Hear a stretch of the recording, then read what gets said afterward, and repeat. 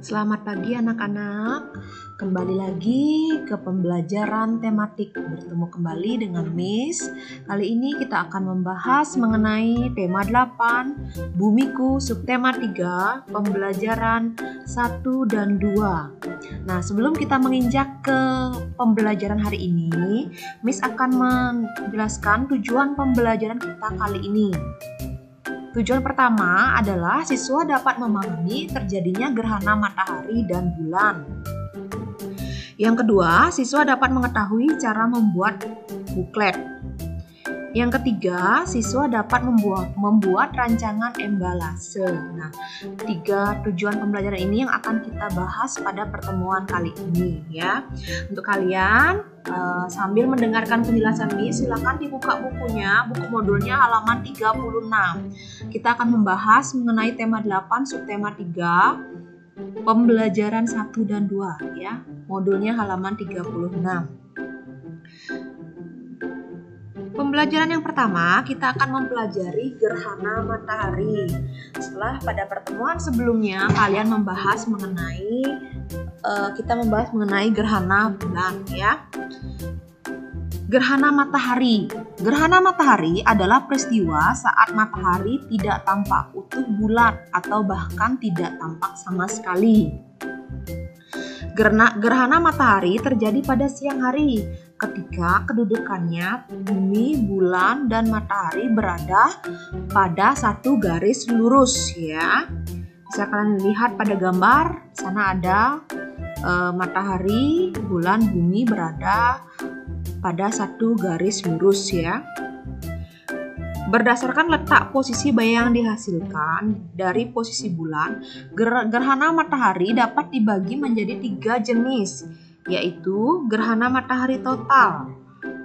Gerhana matahari total adalah gerhana matahari yang menyebabkan matahari benar-benar tidak terlihat di sinar matahari. Daerah yang terkena menyilaukan. Puncak gerhana matahari akan berlangsung hanya beberapa menit saja. Selanjutnya, gerhana matahari cincin terjadi di daerah penumbra. Penumbra itu setelah pertemuan sebelumnya kita bahas umbra dan penumbra. Penumbra itu adalah bayangan yang lebih terang ya. Posisi bulan berada pada titik terjauh dari matahari.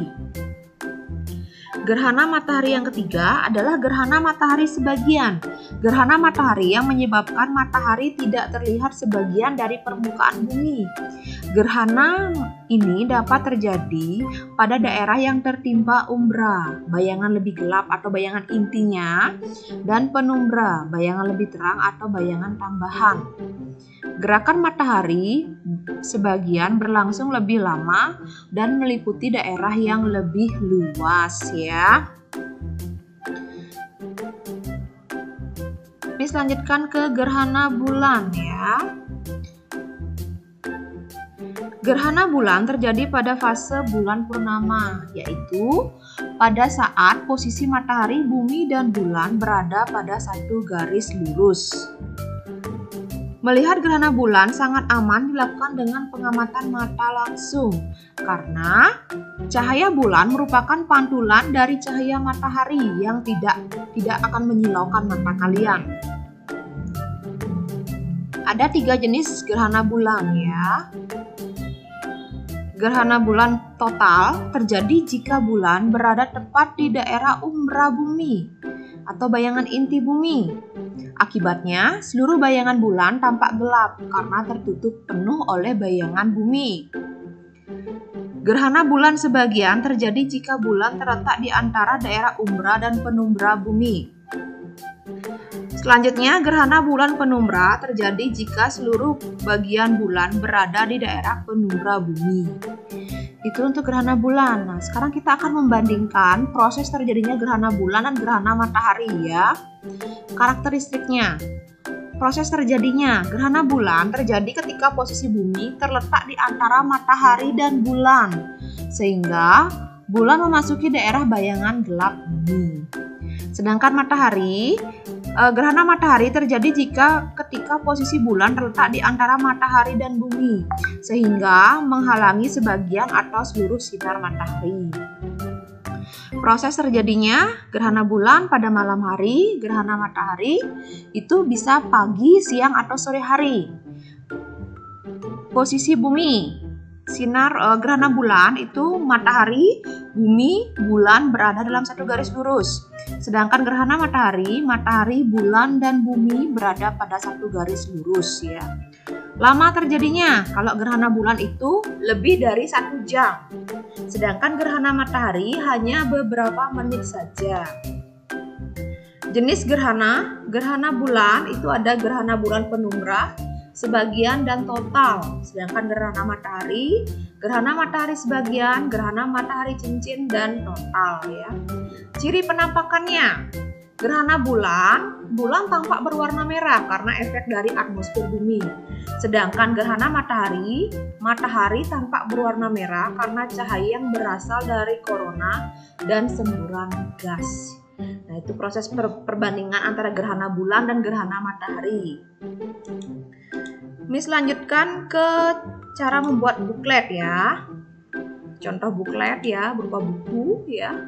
Buklet merupakan buku kecil yang berfungsi sebagai selebaran ya. Ciri-cirinya, buklet tipis dan berukuran kecil setengah dari kuarto. Berisi informasi berupa tulisan dan gambar. Dilengkapi gambar yang menarik dengan warna yang menarik pula. Menggunakan kalimat pendek dan mudah dipahami. Memiliki jumlah halaman lebih dari 30 halaman dan dapat dibolak-balik ya.